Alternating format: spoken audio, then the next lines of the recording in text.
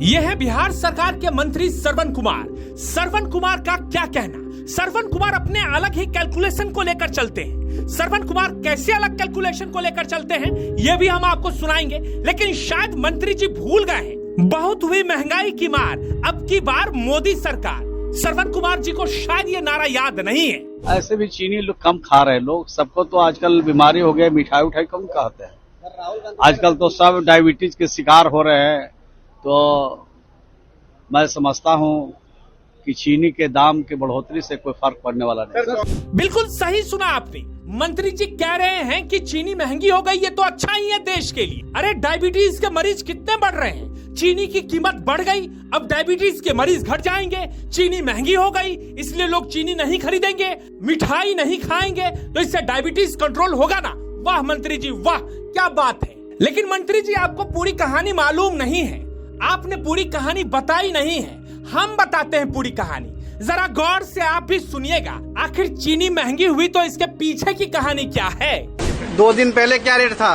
2 दिन पहले 6000 से नीचे था, आज 65 चल गया है। आज 65 चला गया, 64-65। आपके मोबाइल स्क्रीन पर जो गन्ना दिख रहा है, आजकल यही गन्ना देश का जूस निकाल रहा है। आपने अगर महीने की शुरुआत में ही अपने घर के लिए चीनी की खरीदारी कर ली होगी तो आप बेखबर होंगे। लेकिन जिनके घरों में चीनी नहीं है और वो चीनी खरीदने के लिए दुकान पर पहुंच रहे हैं, और जब चीनी की कीमत वो दुकानदार से सुनते हैं तो उनका शुगर लेवल अचानक बढ़ जा रहा है।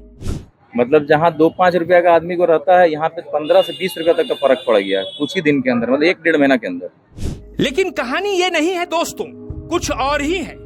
कल तक जो देश दूसरे देशों को चीनी बेचता था, आज उसी देश को डॉलर खर्च कर दूसरे देशों से चीनी खरीदने की नौबत क्यों आ गई है? जरा सोचिए।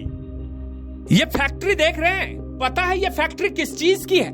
अरे याद कीजिए, जरा दिमाग पर जोर लगाइए। याद आया? जी हाँ, ये वही फैक्ट्री है जिसने E20 जैसा कमाल का चीज भारत को दिया है।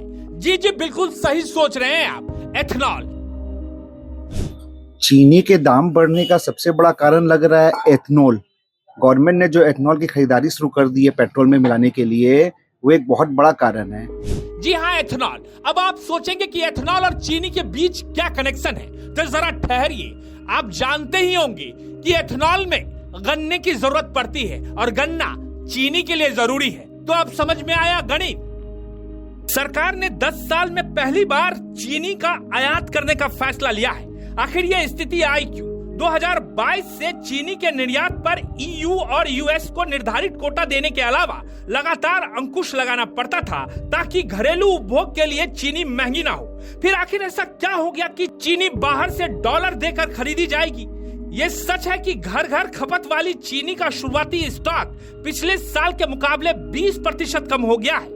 माना जा रहा है कि गन्ने का उपयोग एथेनॉल बनाने में किया जा रहा है। पेट्रोल में एथेनॉल की ब्लेंडिंग पर विवाद चल रहा है। भारत जैसे देश में अगर अनाज या गन्ने का इस काम में प्रयोग किया गया तो खाद्य संतुलन बिगड़ सकता है। चीनी की कमी इसका पहला संकेत है।